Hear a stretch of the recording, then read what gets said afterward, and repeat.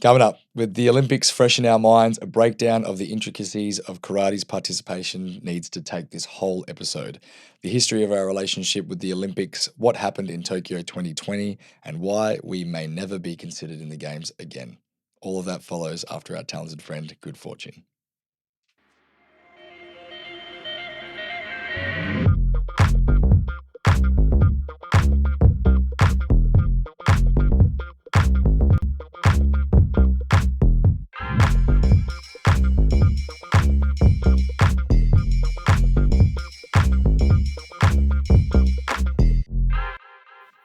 Welcome back to the Kaizen Culture Pod, where we are keeping the conversation moving within Australian karate. My name is Mitch here with Nathan Blockley, and we are joined back with John Stainer. Welcome back. Good to be back. We are free and available wherever you get your podcasts, Spotify and Apple Podcasts, and we're also watchable on YouTube. Please give the podcast a rating if you're enjoying the content, and as always, please let us know your feedback, opinions, and anything you'd like us to talk about. Send us an email at kaizenculture.info@gmail.com. And even sign up to our mailing list to hear the first about whatever we're doing at kaizenculture.org. Welcome back, John. Thank you. Dude. Yeah, missed you heaps. It was a nice break, but good to be back. Nice break. Just sick of us already. Sometimes you got to miss the things you love. Yep. Come back. Right. That's okay. There's some good content while I was gone. Good to hear. Yeah. I haven't heard the Michelle Wilson interview yet, but I'm very much looking forward to. It just came out today, or last week, but... In our world right now, it's today. But in your ears, it's last week. Yeah, I haven't even heard it, so you're the only one who's heard it, Mitch. We've only seen the reels from it. Yeah, it was actually so fun to edit that, just because while I was interviewing Michelle, I think I was so stressed about getting everything right and asking the right questions that I didn't actually listen to the answers too well, and it wasn't really present within it. So for me, listening to it was like the first time again. So she is just so inspirational with her story and her passion for helping improve the sport. So it was really good. And how was it like as a first get to know series and many to come as well? Yeah, I think I would like it personally to be a bit more slow and just talk about everything nicely. I felt like it was a bit of a rush, but maybe that was just the vibes from nationals, just so hectic. I can imagine in that setting. Yeah. And also how much content you probably wanted to get through and Michelle wanted to get through, because I'm sure she had a bunch of stuff to say. But I think I'm happy with it. The first get to know episode, that's the whole reason behind it is just letting her tell her story and for the community to get to know Michelle and hear her successes and failures and triumphs and all that sort of stuff. So really, really recommend listening to that one. Yeah, I think it's important that you like it, but I think it's more important if everybody else likes it. So let's get that feedback first. Yeah, that's true. Yeah. But yeah, let's move on to the... I'm lost here. This wasn't in the run sheet talking about Michelle's interview, so I'm like, where is this now? Can't improvise. I can't improvise from the order. This is it. No. The one thing I wanted to also mention before we get into the Olympics chat is the super seminar tickets. They're on sale, and ticket sales are going pretty good. I was excited to see all the interest come through. The t-shirts are ready to go. Their orders are coming through. So if you've put your order in for the ticket last week, on Thursday, you will definitely be getting your t-shirt at the seminar. Unfortunately, it's too late now to put that order in, but they will be available for purchase at the seminar. So we'll be taking orders and doing a full reorder of the shirts. And I'm seriously not going to wear anything else but that shirt once I get it. Just 2 days full of training, just stinky. Yeah. But I think it's important to quickly mention as well, I don't think we've gone through the breakdown of the seminar yet. So it is on the link, but it's you get 5 kumite sessions with the WKF team's squad. So personalized sessions with one-on-one chats, all that sort of stuff. The whole day from 8 till 4. But yeah, 5 kumite sessions. You get a catered lunch. There's an opportunity for a team Q&A, and then on the Saturday and the Sunday, because it's 2 different crowds, it'll be a specialized sessions for both Saturday and Sunday. Saturday will be a tailored technical development of your own skills. So a little assessment of how you are, what you've got, and our little tips and tricks for how we can help you with those things that you already like to do, rather than just teaching you new things that you may never use. Do you know what I mean? So that'll be the special session for Saturday. And then the Sunday will be a match simulation with the team squad personally helping you on the sidelines and then giving you feedback during the fights and analyzing strategy and all that sort of stuff. So I think that's pretty important for the more experienced older crew for Sunday. And the Sunday crew is state level and above, right? So that's going to fit really in well for those guys. Yeah, and I think I mentioned it last podcast as well, but I want to mention it again. I just think if I had this growing up, it would have been so invaluable for my development in Kumite. Just not only the learning the skills that the coaches will be giving on the day, but also spending time with the Australian squad team. Like when I was growing up, I sort of knew who they were, but I wasn't spending time with them. I didn't get that one-on-one interactions. None of that existed when I was coming up. So if I had this opportunity back then, even for a decent price, I would be 100% seizing this opportunity. Absolutely. I mean, it's got to be like a first, right, for Australian karate to get that sort of people together for that purpose. Yeah, not limited by national squad membership. You can come on Saturday and it's all levels, all ages. And I think it doesn't matter what level you are for Saturday, because you're going to get some like hit of inspiration. Whether you're just starting out, done one tournament, or whether you've done loads of tournaments, it's going to be inspiring, and getting to see those guys and girls and like the best in Australia. Like I've been to training camps many years ago, and like you see, and you might train adjacent to them, but for the focus to be on you from them and get to be a part of that culture, I think it's got to be a first. Yeah. God miss you, John. That was so well said. Awesome. It's like you pre-planned that sentence. I'm going to check out now. How did you just pick that out of nowhere? That was wicked. I just wanted to say as well, that's what the reflection from the orders that have come in already has been. We've had quite a few people booking both days, which is amazing to see, but they see the value in both days. Yeah. So get in. Definitely get in what you can. As well, like we want to, obviously it's in Victoria, Victoria University. But we want to try and encourage interstate athletes to come along. It is obviously a lot of money to fly over and stay and stuff like that. So we're giving you a little promotion. If you're an interstate athlete, you'll get the both days for $350 together. So both days of training, $350 if you're an interstate athlete. 16 hours. Yeah. But just send us an email, let us know that you want to be a part of it and you're an interstate athlete, and we'll send you the discount code. So yeah. Yeah, get onto it. Hell yeah. All right, let's get into this content. Mitch, we're ready. Are we still in order, Mitch? We are still in order. It's all good. I'm happy with this run sheet.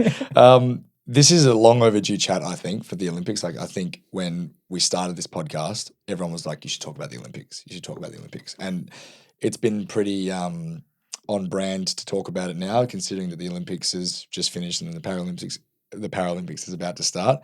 It's all in the front of our minds, and karate on social media and Karate Australia is just like posting heaps about our last representation at Tokyo 2020, why we're not in it again. I think that's the one question I always get. It's like, are you going to the Olympics next time? And I'm like, I got to explain this again. Got to explain this whole thing again. It's like, no, we're not an Olympic sport. But you guys were in the Olympics last time. It's like, yeah, well, it was an inclusion sport. Oh, yada, yada. So sure, it's a lot to go through, and I think there's so many, like I said at the start, intricacies of this situation, because, there's so much that goes on with viewership and bidding and how well supported your sport is, So, Nathan, I know you've done a bit of research on the history of us getting into the Olympics and our sort of journey to become an Olympic sport first. Yep, and we'll be getting into that later. Okay. But first off, I just want to say how proud I am. Oh, yes. To be an Australian. No, this is the only Australian jersey. The full tracksuit. Yeah, full tracksuit. No, I thought it was a good thing to do, because it's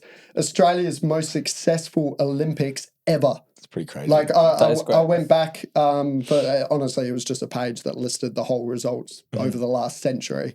And like, I think we got 16 in Beijing, 16 gold, and 16 in... What was the one? London? No, it wasn't London. Rio. It actually maybe. I've really left it in my folder. It was one other Olympics that we also got. No, it was Tokyo. Okay. Tokyo and Beijing, we got 16, but this year we got 18 gold medals, which is just insane. And we placed fourth. I think fourth, yeah, overall. Fourth overall. Incredible. So cool. Fourth best country in the world. Woo! And who were the three above us? I think Japan. No, it was US, China, and then Japan. Yeah. Yeah. Massive populations. Huge countries. We're small. Yeah. Yeah. There's a big difference there for sure. Yeah, by capita, by capita? I don't want to sound dumb. Yeah, per capita, per with the amount of with the amount of people in Australia getting 18 gold, that ratio is just. Yeah. I think it's the best. 50 something medals, was it? Yeah, 50. So I do have the medal tally here. I have also left that in my folder. I really thought I didn't need it. I think it was 51, 52. Let's call it 80. 56. 95. It was 18 gold and like 19 silver and like around the same bronze. Like, yeah. Because we've got Olympics in when? Brisbane in 32. Yeah, and this is something that happens, right, with countries when they know they're hosting, is that there's a bit of an Olympic ramp up. And so hopefully we get even more medals. Yeah. Next Olympics. And then we win when it's in Brisbane, surely.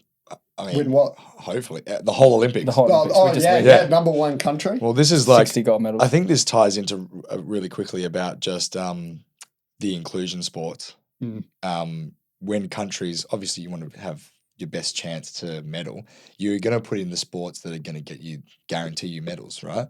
Sure. And so that's why you saw karate in the Olympics in Japan, because they're like, well, we're definitely going to get medals. And that's why it was a bit weird to sort of see France for Paris not put karate in, because they've got such a good contingent of athletes that they're pretty much guaranteed like 2-3 medals, I reckon.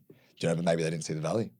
Yeah, maybe we blame it on the French Karate Federation. Maybe they didn't do enough. They get blamed for to enough push as karate. it is. Yeah, true, but Yeah.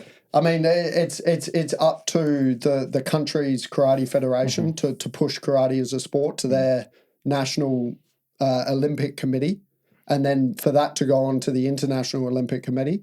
So Tokyo, obviously, the JKA, I think JKA is the National Federation of Japan, did very well for Tokyo, and that's why it featured in Tokyo. But France didn't do enough for 2024. Or there were, other things, I'm sure. A lot of it comes into it is like how well supported your sport is in terms of like funding, viewership, and resources. And if you can't provide that for the Olympics, they go, why are we putting you in here? Then you're not going to get the viewership. We're not going to get revenue. First of all, you're probably not going to get the medals because it's such a high risk event. Like when you go running or sprinting, whatever, you got the times, you can bank on the fact that this person's going to medal. Whereas if you got karate is so, sometimes it's a flip of a coin. Unless you're Stephen DaCosta, which you're probably going to win every single time, and you're French, mate. So anyway, so that's I think that just really quickly, the inclusion sports is different to the permanent sports like the athletics. So I think, was it 2012 or 2016, they started to allow each country to add 5 extra exhibition inclusion sports to give them a go and pick who they want to have in for that year. And you have the list of who was in 2020. Yeah, so 2020 for Tokyo, they pushed, where is it here? Did you leave that in your folder? Sorry? No. I did. What's on here? I don't know what's on there. There are too many notes. It was surfing, sport climbing, skateboarding, and 3x3 basketball, as well as karate. Nice. Yeah. Cool. So I think 3x3 basketball didn't make it in again. No, it is. It was still in. Really? For this one? Yeah, it made it in along with surfing and climbing. Sport climbing and skateboarding. I didn't even know 3x3 basketball existed. Yeah, I think there's a bit of bad blood between like basketball and 3x3. Real basketball and 3x3? Hey, I don't know if there's any bad blood between rugby and rugby sevens, because I enjoy watching rugby sevens. Sevens and I is love quite rugby fun. as well, yeah. Yeah. But I don't really understand the point of 3 and 5. Like, what's the real difference, But that's just me personally. That's not us. That's not our domain to comment on. Yeah, I guess. yeah. So that was Tokyo, and then Paris. They included breaking, which has been discontinued already for 2028. Which is what happened with us, right? Yeah. Yes, yeah. Well, No, for us, we got discontinued before it even featured in Tokyo. Same with breaking. Same with breaking. So they didn't even actually get a chance to view it. So we got the boot before they even I had the think Olympics. around the way people were talking with karate back in when we were in, there was this like idea that this was a trial, and I don't think it ever was that. Like it was just like if we did well, and then there was this talk afterwards that we got deprived of like this was meant to be a trial to see if we should be included, but it's That's always what a I thought. separate, and that's what was the talk around. But it's always been a separate thing. From my understanding now, it's like you've got those extra sports the host country can choose. Doesn't mean that you're on trial to be a mainstay. Because they decide the inclusion sports at quite a while in advance, right? So the Los Angeles 2028, it's already been picked. Yeah. So that's why we know we're not back in there. And they've got some cool sports. Squash, I think. Nice. You love Squash is a great sport. That definitely I deserves suck to at be it. in the Olympics. I won't be at the Olympics, but it's great. And flag football as well. I'm keen to see that. Yeah. That's, along with the same 3x3. yeah, and lacrosse. Oh. Actually, You know what I don't like about flag football though? It's not a very world sport. No, Really? it's not. It's very promoted by the NFL. It is huge in America, Well, but that's why they're and same as lacrosse. Yeah. I know lacrosse is played worldwide, but I think it's very popular in the US, and that's like the main hub for that sport. So and baseball and softball are having another run. So they had a run in 2016, wasn't in 2020 or 2024, and they're coming back for huge, LA. Huge in America. Yeah. Which is what I also wanted to touch on, and we'll talk about our friends in judo for this one. Judo experienced this. They were in the Olympics as a trial sport, and then they weren't featured in the next Olympics. And then the Olympics after that, they were featured again, and they never missed an Olympics past that. What year was that? So that was 1964. They first featured in the Olympics. 1968, they missed. And then from 1972 onwards, they've been a sport. So was 72 them as like a core sport included? Yeah. Okay. So was it always a trial? Was it a trial back then? In 64. So I wonder because I'm not quite sure about the inclusion sports. So I think that's the five, like the country so was that gets back to nominate then as well? five. No, it wasn't like you get to nominate five. Right. It was just an inclusion. I assume, sports made their push to the International Olympic Committee, and they decided whether they wanted to trial the sport or not. Right. It wasn't up to a country, and they don't get a number of five to trial. So yeah. Yeah, sweet. So that's quite interesting because you mentioned there's already quite a few combat sports within the Olympics. You got judo, taekwondo, boxing. Is Greco-Roman wrestling still in? What was the first thing you said? Greco-Roman wrestling. Not sure. I don't know. I remember it being in there, but still quite a lot of fencing. Yep.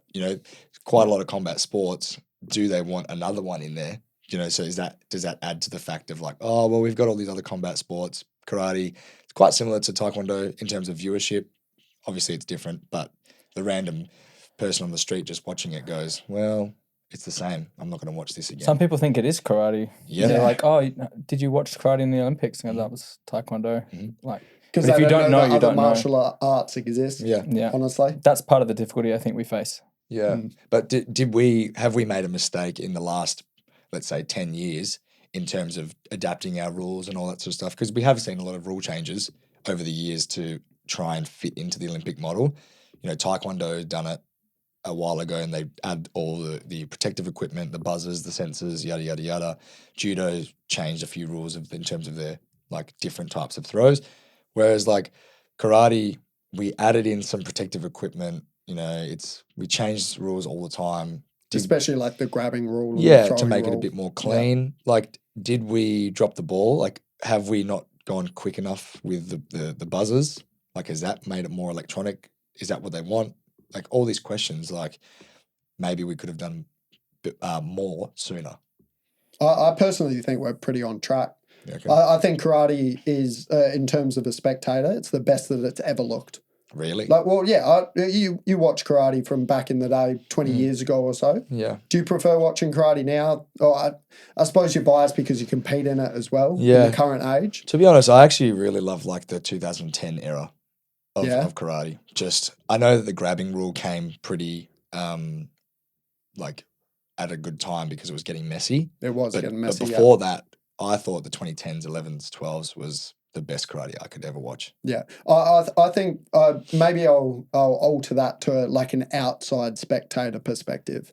I feel like for someone who doesn't know karate and doesn't practice karate, watching karate nowadays is more friendly than watching karate back in the day. Which would have been the goal. Yeah, which would have been the goal. Yeah. So I honestly, I like our rule changes. As a karate athlete, I hate the inclusion of body armor and stuff like that. I think it does nothing. But if it helps us be in the Olympics, I think it's a worthwhile thing to cop, you know.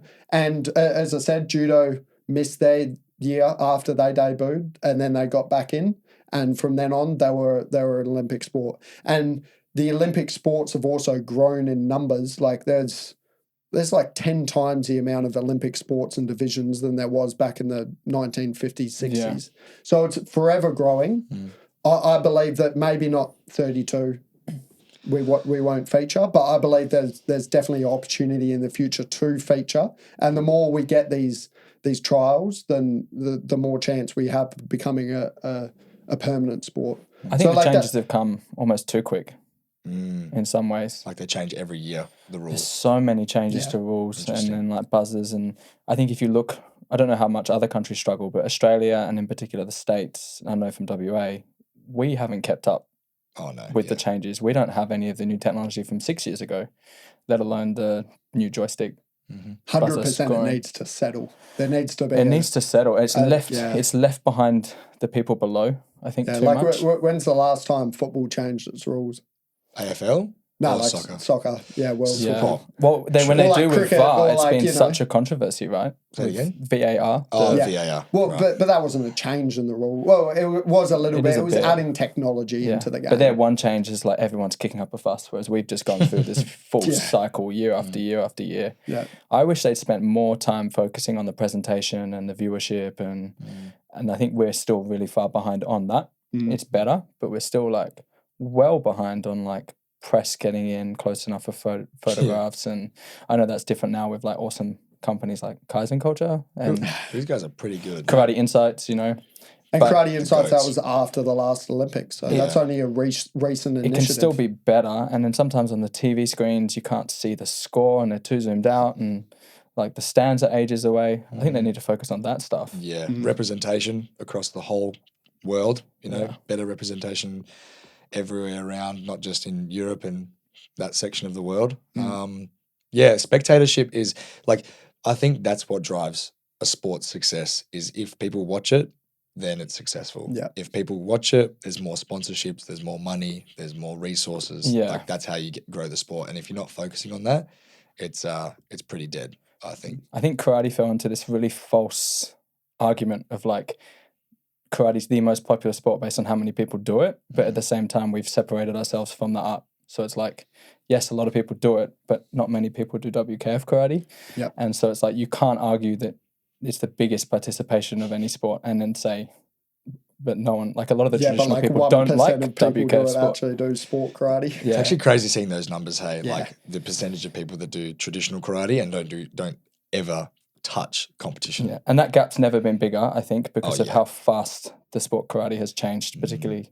And WKF isn't the only sport karate either. No. Yeah, you're right. I reckon we'll just pause there. Do you want to talk more about rule changes at all? No, I'm pretty happy. I think we can get into talking about our Tokyo performance and how well we were represented there. There's a few little controversies that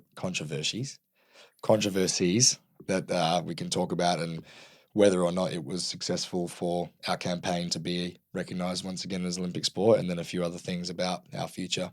No, I agree. I think entering the break, I'd like to point out a couple of sports that have been inclusion sports in the past but have not made permanent spots. Oh, nice. I actually like this. Tug of war. Imagine watching tug of war. I think that's like the best sport to watch. Like imagine just two countries just going at it. And I assume there's like 10 people per side of the rope. I reckon it'd be so entertaining. Would that have been one of the OG Olympic sports back in? Yeah, it probably would have been. It was. I'm talking like way back. Imagine that. Like 2000s. Yes. Like Greek Olympics. 100%.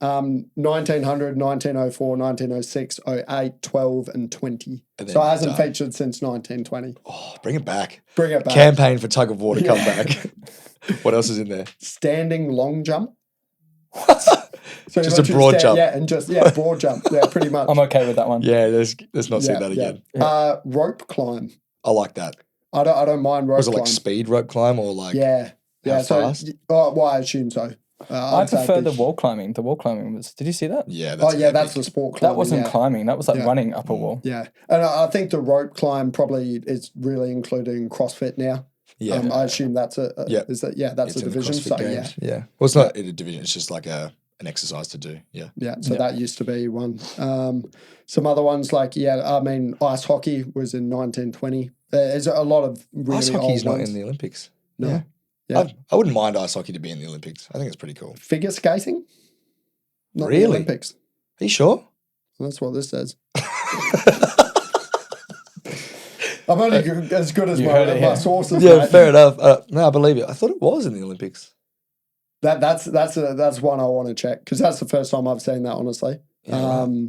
Cricket, another one. Not Well, they're the making Olympics. a bid to come back. They're coming and they back, will yeah. be back in 2028. They will be back. It must be 2028. Yeah. 2028 is. Oh, it was is Los Angeles. those four. I definitely saw that in my research, but I've only got 4 sports here to be honest. So. I'm pretty sure cricket's in. Yeah, no, I definitely remember seeing that. Rugby union, another one. Softball used to be in 1996 to 2008. Yeah, So that's like 1, 2, 3. That's 4 Olympics it was featured and then stopped. But And now they're then making a bid. 2021 it was in. 2024 it wasn't, and then 2028 it's coming back in. Wow, that's Sorry, might not be coming back in 2028, but made an appearance in 2021 and hasn't been since. Yeah, So, right. Yeah. Interesting. Polo, that would have been cool to watch. Oh, I don't really know about polo. I've never watched polo, but I like the idea of it. I like water polo. Water polo. Yeah, water polo's awesome. Is that in the Olympics? Yeah. It's so What, sick. what's that? We got bronze in there. Irish sport? Yeah, Australia's very good. What is it? Curling? Curling's in there, no? No. I think curling's like a specifically Irish sport, but it might be played by some other countries. Just But I darts. think that's like I swear the coolest curling's in sport. there. Curling, no. I think The one where they go, no, I'm talking about the one where they have like rackets and they bump each other. that is not curling. No, not curling's that Curling's like the ice one. You do Oh, that it is. thing and it What- goes what down am I the thinking? ice. You have to So- watch the video for Mitch's. Oh yeah, If you're not watching, head to YouTube. All right, I think that's calling time for a break now. Definitely is. I need a break. Yeah. After the break, I'll get back to you on that sport. Okay, we are back, and Nathan has found the sport he has talked about. It was completely different to what he was trying to mention before. He was Oh so yeah, it off. sounds nothing like it. Nah, Hurling, yeah. not curling, hurling. Oh my god, like cut me some slack. Sounds much more Irish now. Yeah, curling. Yeah, but that sport is. I've watched some of the highlights in it, and it's just the most entertaining. So like the contact is intense. It's like AFL but Irish. It really is Why is it Irish? But with sticks. because it is Irish. Oh, is it it's only? an Irish sport, But it's only in Ireland? I assume maybe some other country, okay. like we have NFL, Right. but we don't really have NFL. You know. Keep going. Oh. Yeah, that's hurling. That's it. Okay, sweet. I just think it's a great sport. All It'd be right, cool maybe to we'll see make in a the bid for Olympics. hurling. Okay. Tokyo 2020 was our one and only time in the Olympics for karate. And we had our very own Australian, Sonari Hiro, and our coach, Mark Golding, go over there and represent Australia, which was awesome to see. Having like seen them and be with them and know them, and then you see them at the Olympics, I think it was awesome. And Sonari fought so well. Yeah. I think he should have won a couple of fights in there and whatever, but controversial decisions, whatever. I'm not going to get into He it. fought well. He fought well. And it Yeah. was the top 10 in the world because we didn't have the same representation as other sports. Like it's not like every country gets to send an athlete. Mm-hmm. We had a total of 80 athletes across all the divisions, and each division was only 10 people. Yeah. crazy. So yeah, And they Sonari like was mixed one some of the weight 10. divisions, right? Oh, Instead of yeah, five, the there were merging. 3 weight divisions. Wow. See, now that's another thing as well. That was hard. The merging of the weight divisions just cuts out so much of it. So Yeah. luckily for Sonari, it was just 75, which was just the division. And then you've got the bottom 2 and the top 2 merged Yeah. for both female and male, respectively. He fought well. He worked really hard to get in there. Yeah. It was great to have him and Mark. Oh yeah, Mark he's there representing Australia. yeah, he's an Olympian in all sense of the word. For life as well. Like you can sign your email, Olympian or whatever it is. Australia's only karate Olympian. Yeah, that's it. It's pretty crazy. But yeah, so I think all in all, karate was very successful at the Olympics. I think it looked great. It was, the actual showcase of the karate, like kata and kumite. It looked so good. watching it from, I think it went over 2 or 3 days. I think 3 days. 3 days. Yeah. The cutter was so good. I was like, wow, this is actually good quality cutter, and it was close matchups. Because it was the top 10 in the world, like all the matches, the fights were close. I think the minus 55 women's was so like quick and electric and awesome to watch. But yeah, did you guys remember any like highlights from the Olympics? Like not in particular, but I just remember that it was entertaining. Yeah. Like and the fights were quick, they were fast, super competitive. We're not biased at all, but it was just awesome. No, it was. To watch. It was the best format I've seen karate in terms of like you could watch it. It was on TV. The footage was good. And this was the first time that they introduced the pool system, and so we were like, wow, this is new. It's not just knockout, elimination, you're gone.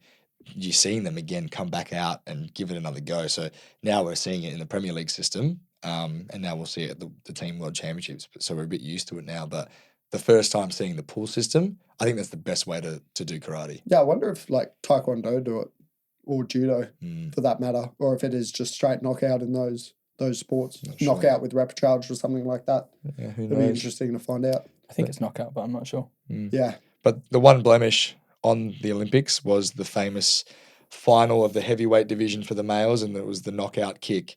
The last division. The literally last fight of the whole karate stint, and it was such a great fight. So Tariq Hamadi from Saudi Arabia was on a tear that tournament, like just dominating the whole event. Definitely underdog coming into the event. Yeah. Such a dominant fighter, but came in as the underdog because it was Sajjad Gunzadeh. I can't say his last name, but the Iranian world champion. And he was losing like 4-0, 4-1. Yeah. It was nuts. And then all of a sudden, so Tariq is winning 4-1. So he's just dominating. Sajjad goes for a body gack, leans down. Tariq just puts his foot up, does a Jordan kick. Very snappy as well. Like there So was a bit of a counter kick, right? Tariq's leaning back whilst bringing his foot up, and just with that snap just taps the chin. But the combination of it's a heavyweight's foot, so that's strong, and then Sajjad going down. So the sort of down, and he was almost leaning to the side of the leg as well, I think, and just flat on his back, knockout. Yeah. And so he was out. There's so many controversies around it. Was the decision correct? Was it Mabobi? Was it contact? The referee was the only person that could make that decision in that time. Did it look bad in terms of like some people say that he was milking the penalty because he's losing. What are you going to do? Just lay on the floor. Hopefully you get disqualified. So only he knows, I guess. Yeah. And at the end of the day, he's an Olympic gold medalist and we can never know. But that really, I think, put a massive blemish on karate, and it got really bad publicity. Terrible publicity. I mean, Joe Rogan podcasts. It was everywhere. News articles. Yeah. So many people were bagging the sport. Yeah, because it was literally like the person who gets knocked out wins. The person who gets knocked out wins. The person who did the technique to knock out loses. And that just, for a general spectator, that is just incomprehensible. You can't understand how combat sport works in that way. And then it makes it worse that a lot of karate people who are involved in the sport and know the rules may have disagreed with the decision, like myself personally. I disagree. I think it should have been Mabobi. 100%. And for those who don't know Mabobi for whatever reason, Mabobi, he leans into the technique. He puts himself in danger. He's not defending. Which is a penalty on his behalf, So arguably it shouldn't have been contact, and Tariq should have won. And what publicity we would have got, who knows?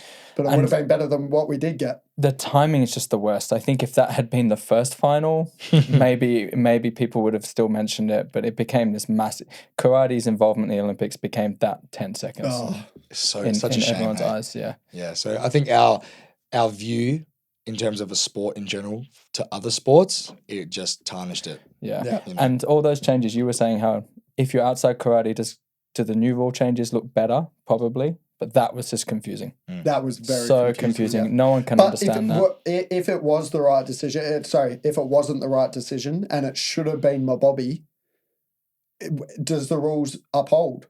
Like, and it would have been the best result for that fight, and it would have been the best result for karate at I the still Olympics. also think it does look bad in terms of our sport, because our sport is not a knockout sport, and we Yes. don't want it to look like a brutal sport like MMA, like Taekwondo has those big crazy like knockouts. Obviously, it looks good in terms of spectator, but that's not the spirit That's of not what karate, right? That's not our martial art. Our martial art and our sport is to have control and to execute techniques with good control.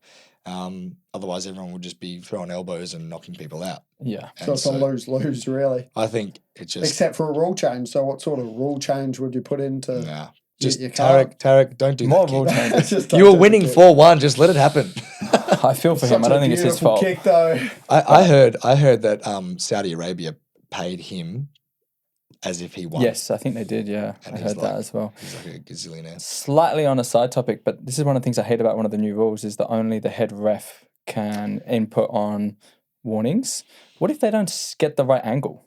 You know, it used to be, I think, so much better when you had the judges. Personally. Yeah, I think we've commented that on a previous podcast episode it's one about change the I Greek do not athlete like. at the World Championships. Not, you know, Yes. getting hard done by the ref because the ref wasn't in the right position. It's hard. The sport is so dynamic and there's so much change of direction. You can't have one person rely on one person to rely backwards, on I think. for the decisions. A point is almost negligible in a lot of matches, but you have 4 or 5 people deciding on it. But like a disqualification is final and one person decides on it. I don't get it. And you get why they made the rule. It's because a referee's and a judge's job, they're hard. You know, they've got a lot to look out for. So if you limit the not responsibility, but what they have to look for, then you make the decisions more correct in general. Like a judge, all they're concerned with is points. All they're doing is putting out flags for points. Where in the past they had to look for warnings as well. So if you have to look for both, you're missing one. Sure. Whereas the referee doesn't need to look for points at all. Just needs to respond to the judges giving points. Only has to concentrate on warnings. And on the rules, yeah. And on the rules. So but what- I agree, it shouldn't end up as one person. Hear me out here. Mirror system as well as the 4 judges. I like it. So 1 for warnings, 1 for... No. Both referees in the middle. So one person's the main dude. Yeah. Or girl. Sorry, my bad. And then the other person's shadowing, and you have the decision with each other like it's the mirror system, but just for warnings. So you've got another opinion. Could work. If you both can't agree on it, you go to the Kunza, the person that's sitting down next to the score. What's it called? The table, the scoreboard. Yeah, Yeah. the scoreboard, Kunza, and they give either way. So I it's love just it. so it's just one additional work. referee just for the rules. Yeah, and the amount of referees they have at these world events. Yeah. Like you can spare one more per mat. And you can obviously when you have 2 people walking around, it can look a bit messy. Yeah, I you prefer know? the cleaner look. That's Maybe the you only just thing. have one person that's floating around the outside. You know how in AFL we've got the boundary umpires? Yes. And they're just sort of around the background, and then the main umpires are in the middle. You know, you have the mirror person going around the outside, making sure that you're in the opposite line, and then you can comment on whether you think that was correct or not. Was that off the dome, Mitch? That was off the dome. I like it. I'm pretty happy I love with it. it. Yeah. I'm pretty stoked. But I don't Write know. it in. Can we send it into the official WKF? Everyone will be thanking you that there's another rule change. No. I think it'll be tough to have more referees involved because now nationals are going to be we need another We're not referee. coping with the number of Yeah, referees. we're not going to anyway. really matter. Yeah, That's not another. at a national level Yeah. We already do the mirror system in WA. Yeah, it's not. It's because not. we don't have enough for judges. Yeah, it's rough. But yeah, I don't know. But with the Olympics, it's a shame the way it ended. But I don't think we could have done much more, to be honest, as No. a sport. You know, maybe in the back end in terms of political things or financial things or whatever. It would be lovely to know what they're all doing, but behind the scenes. But I don't think as a sport we could have presented much more of a better case. Yeah, again, I'm biased. We're all biased because we love karate, but I hate it. in comparing to the other combat sports, like Taekwondo, I can't enjoy watching it. I've never enjoyed Taekwondo. It's so messy. It doesn't make a whole lot of sense, like the principles behind it. Like you have your hands down in a fight and that's fine. It just it doesn't register. He fights like that. Sometimes we do that as well. Very true. But you can be punished for it. Yeah, true. And they do like 90% kicks, and I don't know. As I said, I'm biased, but I believe watching karate was the most entertaining combat sport compared to that and judo. Wrestling, I know, is You're never going to knock popular. out boxing. No, boxing. No. Apparently, they're not happy with boxing. Oh, well, I hate the idea that if you're a pro, you can't be a boxer at the Olympics. That makes so you can be world champion like Manny Pacquiao and all those boxers, and you can't compete in the Olympics. A lot of Olympics wasn't meant to be for pros though, and it's like sports like tennis and golf have had this issue of like, why should they be in the Olympics? They have their own Grand Slams and majors, big leagues. Yeah, I think I heard somewhere that they're thinking about taking out boxing. I may have just read a random article. Also, there are so many fake articles about karate being included in the Olympics. Much. Can we just get that out there? That unless it comes from the IOC, AOC, or the WKF or the Australian Karate Federation, don't believe it. Don't believe it. There's just random websites on there. All you got to do, when you open up a link on Facebook and it's like Brisbane 2032 has karate included, and you're like, oh my God, this article is so extensive. Just press back and go to the homepage, and it's just like, you can tell it's a fake website because it's just, hasn't got stuff filled. It's a template website. Yeah. So just. If you haven't heard it from us at Kaizen Culture, don't trust it. Yeah. I mean, we could talk for hours probably about the Olympics and what we can do and our thoughts, but we would love to hear your opinions on it. Should we be in? Should we be in? Do we deserve to be a sport that's in the Olympics if we're making some decisions that are questionable throughout the year? Do we have great inclusion? Do we need more spectatorship? Like, we need to increase our technology for viewing these major leagues. Let us know. Yeah, so that's actually a little bit, sorry to start a little bit of a new conversation, but I love it. The idea that maybe we shouldn't be an Olympic sport, like MMA. MMA never aspired to be an Olympic sport, and they built the UFC, which is just an internationally recognised league, and the viewership's insane and the funding's insane, all of this sort of stuff. But they decided to be their own entity and not be involved in the Olympics, and it's done wonders for their sport. Their sport is still the sport they want it to be. Like, if we didn't make all these changes to be involved with the Olympics, and we were back in 2010 where all these, I love the idea of two-handed grabs and throwing and all that sort of, I don't know about picking up from the legs. That was a lot. Maybe that's a good rule change. Yeah. But all these changes we made to be in the Olympics, we could keep some of them if we just wanted to be our own entity. And boxing, obviously it is an Olympic sport, but they've got all these other organizations that are far more popular in boxing than the Olympics. Maybe, and that's what Karate Combat is doing. Karate Combat is karate. They're creating their own entity and becoming a sport and an internationally viewed sport as well. So maybe we should lean away from the WKF and being in the Olympics and lean towards Karate Combat. It's an argument. It's a big call. It's a big call. Wow. I like the sport karate. No, as long as it's I agree. as long as it's in its place, amongst everything else. But it's a good topic. I like having both. Just because it's sport karate doesn't mean we have to be in the Olympics either. I think we can keep him. There's been a lot of improvement for the sake of being in the Olympics, and then maybe we could just improve for the sake of improving. Just for our own sport. And still try for the Olympics, but just make the sport better for the people in it. Don't try and fit the mold of the Olympics. Just improve our sport, and if the Olympics think that it's a good enough sport to be included, then that's us. But not try to fit into the Olympics based off of trying to, mold into changing rules and changing so far. Yeah, and in the end of the day, if there's someone somewhere that doesn't want us in, they'll just say, oh, but you did this, but you haven't done this. You know what I mean? And then what? 2056, is that an Olympic year? Maybe. We'll get that one. Divisible by 4, it's got to be. Well, it's not all doom and gloom. There's still hope. Maybe we can change it for 2056. I reckon. That's our goal. Yeah. All right. Happy to wrap it up?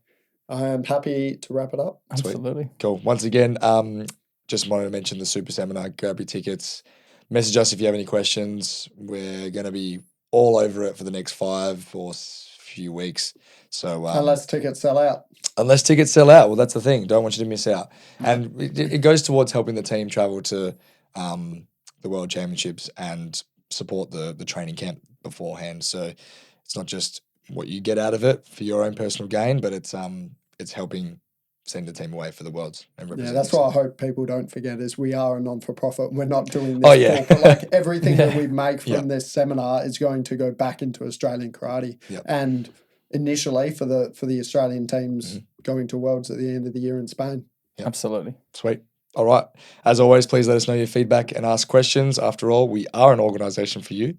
Send us an email at kaizenculture.info@gmail.com and sign up to our mailing list to hear about all the things that's coming up. kaizenculture.org. Thanks everyone for listening, for tuning in. Thank you, lads. I'll see you in the next one. See you then. Woo.